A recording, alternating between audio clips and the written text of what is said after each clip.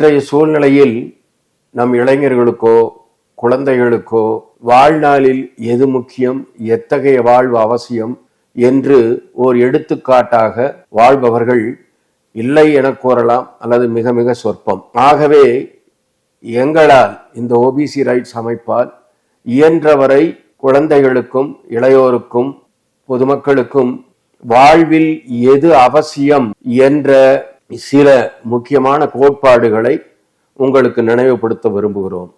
ஆங்கிலத்தில் charity begins at home என்பார்கள்.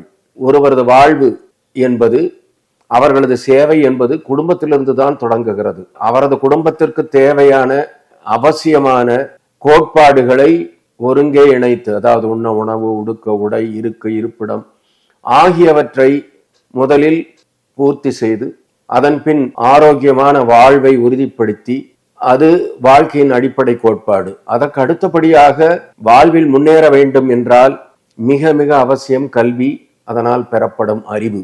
இந்த கோட்பாடுகளை உணர்ந்தவர்கள் மிக மிக சிலரே. ஆகவே இது சம்பந்தமாக எனது அடுத்த தொடரில் சில முக்கியமான குறிப்புகளை உங்களுக்கு தர விரும்புகிறேன். நன்றி, வணக்கம்.